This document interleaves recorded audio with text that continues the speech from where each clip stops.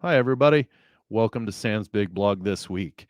A reminder of how you can find us. Our website is samsbigblog.us, SAMSB1G, BLOG.us. That's a one, not an I. So samsbigblog.us. You can also follow me, find me on the platform formerly known as Twitter.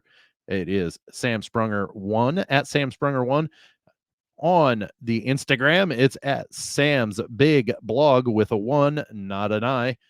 And on Facebook, just look up Sam's Big Blog. We're everywhere there. You can find us at our website where you'll get all of our posts as well, or our videos, as well as any posts that we may put up. Then you can also find us on YouTube. Just look up Sam's Big Blog. We are a product and a production of the Lounge Media Group, and I am also a proud member of the ASAP All Sports All Plays Network, where Big Talk is broadcast every week.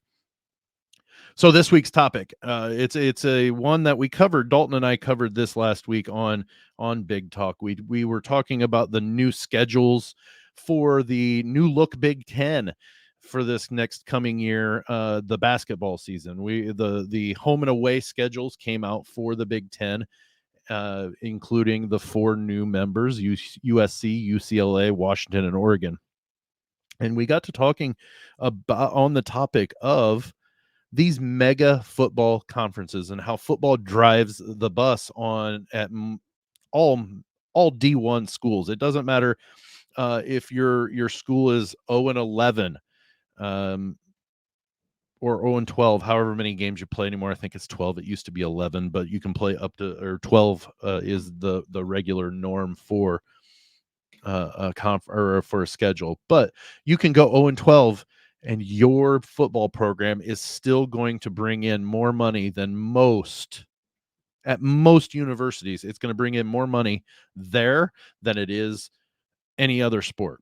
So it drives the bus. It obviously, so these moves for USC, UCLA, Washington, Oregon, it makes sense money wise for those football programs to move into the Big Ten. The Big Ten has the largest media deal, and as the conference expands, the money expands with the conference. So it doesn't necessarily, as you expand, your money doesn't go down, your share doesn't go down, it goes back up. It stays even or even gets bigger, depending on how the wording in the media deal. So for football, that makes very much it's a feasible thing. We talked about and we covered that with football, you have 5, maybe 6, maybe even a 7th, depending on how many games you have, away games. So games you have to travel, 7 to the most. When you're looking at even basketball, you're looking at potentially 18 or so away games, neutral court games that don't take place on your campus that you've got to travel to. Basketball makes more money than most other sports. That's fine-ish. But let's get to men's swimming, men's golf, women's field hockey, women's tennis. Those sports, and in a big extent, minus a few of the major year in and year out programs that perform very well at the college baseball level or the softball level, baseball and softball, they don't produce the way that the basketball and football programs do. So the travel of 20 times doesn't make as much feasible sense. And football foots the bill for it, but it still doesn't make much economic sense for those teams to make a trip. Let's say UCLA softball, even one of the best programs in college softball. Why in the world does it make sense for UCLA to travel from LA to Piscataway, New Jersey, to play a Thursday afternoon game? And granted, they normally play series, but even a 3-game series against Rutgers, when they could easily play Stanford, and it makes so much more sense. And it makes so much more geographical sense. Chip Kelly, when he was with UCLA, made a very good. He proposed something very well. There's 134 schools that play Division I football. They all drive their bus for their athletics programs at their universities. 134. Divide that by 2, you get 67. 67. That's a nice even round, not round, but or even, but like a nice, good clumped number. Because let's think about this, folks. How many teams are in the NCAA tournament every year? 68. I'm not saying divide the basketball up even to that, but if you divide the 134 teams into the FBS, which is the bowl series, which is what the Power Five, the former Power Five conferences played in, along with the next five. Those are all conference, or those 67. They would play in the FBS. Then the FCS, which is the former Division One AA, the FCS would also have 67 teams. And you have your Division One football, and make it a free for all. It doesn't matter. Conferencing does not really matter when it comes to these football programs. If they're all in the major levels, they can feasibly travel coast to coast, week in, week out, and they're still going to make money hand over fist. They're still going to be able to make money and provide for the rest of the university's sports programs.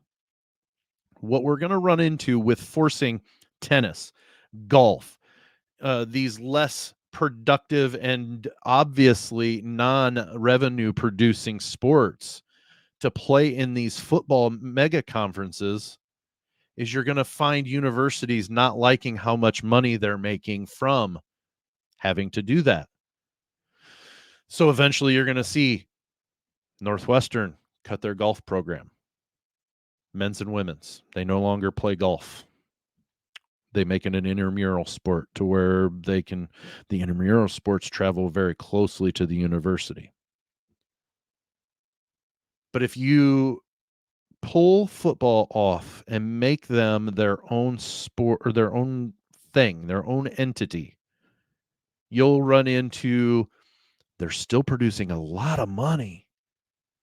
And you know what? Then the Big Ten can go traditionally back to, even if you want to say the 14 that are traditional. I can remember when Penn State was added, and it was a big deal because people were saying, well, now it's not the Big Ten. It is by name, but it's not by number. It's always been 10 teams. You can establish that Big Ten with even the 14, because even the 14 teams that are in there, but right at this moment before the merger happens on July 1st, it regionally makes a little bit more sense. You knock it down to the 11, it makes great sense because Penn State is close to Ohio and it regionally fits. They were an independent school, so it makes some regional sense. But then you can have all these lower sports still be productive, providing scholarships to athletes that really, honestly, some of these athletes cannot go to college with an aspiration of getting a degree unless they get a scholarship. But if Northwestern cuts their golf program, Michigan State cuts their tennis program, Purdue cuts their field hockey and their men's and women's swimming, whatever. These lesser sports that don't produce revenue but only use the incoming money, they don't cost near as much if you can regionally have those conferences. Make football football. You can still follow your traditionally Big Ten teams in the football world. You can still follow all of that. You just won't have a Big Ten champion when it comes to college football. Really, realistically, let's think about it. How many teams realistically have a shot to win a Big Ten championship any given year? 3 of 14? Does it really matter? I contest it doesn't. It doesn't matter. Football has become a machine that we cannot any longer hope to keep in the college level and keep into a conference setting. Take those 134 teams that Chip Kelly said and divide them into the FCS, FBS. Form those conferences. If you want the Big Ten, and I talked about that with Dalton, is Johns Hopkins. I don't even know where Johns Hopkins is. I know it's in the West or in the East Coast. I think it's in Maryland. I think it's that way. But I really don't honestly know right off the top of my head. They are part of the Big Ten in lacrosse. So make a Big Ten that has 28 teams, including the traditional Big Ten and 14 others. I don't care. But if you force these smaller school or these lower, and I use air quotes because it's not really fair because they're only lower because they don't produce as much money, but put these lower sports, don't make them compete into these football mega conferences because eventually they're going to cost money, too much money for the universities to say that this move for football was well worth it. Stanford's in the ACC with Cal now. Don't think for a second, other than football, that Cal will not cut some of their programs in order to be able to pay their mortgage on their stadium. They have a mortgage for almost 100 years. And at the end of that mortgage in, 70 plus years, they owe 36 million plus a year. Do you think they're going to want to have their water polo team traveling to Durham to take on Duke when you're flying 15 people, 20 people, coaching staff, 25 people across the country, then housing them into a hotel, paying for all their food? That's thousands of dollars. And if they've got to go back another time to go play Wake Forest, or if they have to stay in North Carolina to play Wake Forest, North Carolina State, North Carolina, Duke, all 4 of those teams, that's a week and a half to 2 weeks of them staying somewhere to where they're costing the program, the university, a lot of money. You add that up with all the sports that are played by Stanford or Cal or USC or UCLA or Washington or Oregon, all of those. And when that adds up with all the sports that they send across the country to participate in, they're going to see their bottom line going down, and they're going to see the move to these conferences as, well, this didn't make much financial sense, even though it made so much financial sense when we made the deal. And then you see these lower sports being cut, and you see these athletes from these lower sports not being able to go to college if they so choose. It's not mandatory anymore that you go to college. You can have a successful career and not be in college doing it. But the professional athletes in these college sports more than likely are the ones that are playing football and producing all the cash for all these sports. They're not going to see any issue. It's the water polo team, it's the field hockey team, it's the golf teams, it's to much extent the baseball and softball teams in many of these regions and these conferences that are now forced to travel across the country in order to participate inside their conference. It's great now. The novelty of Purdue baseball going out to Southern Cal for a weekend series to play the Trojans. That's great. And Purdue, the university, probably loves that until 5 years from now when it costs them every year or every other year, and every year, sometimes twice, or every year with the softball team going one year and the baseball team going the next, or both years or every other year, both teams going out there. It's going to cost them. And they're going to say, wow, this is not what we signed up for. Southern Cal doing the same thing. You think they're going to love going to West Lafayette in the middle of early April when it's 28 degrees and they're playing a baseball game? We signed up for this. I'm not saying Southern Cal's going to cut their baseball program. I'm not saying Purdue's going to cut their baseball program. But some of these lesser sports, or these lower sports, lower rung sports, let's say it that way, they're not very high up on the ladder. They're going to be the first ones cut. Is it fair? Absolutely not. It makes perfect financial sense for the educational institutions, because they're going to make millions upon millions to make this move to these new conferences.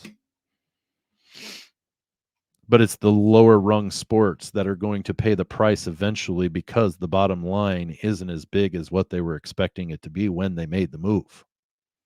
Do I think they did their due diligence and studied how much it was going to cost, and they weighed it out and said, you know what, it's worth the move? Absolutely. I think there are very smart people in positions that make very silly and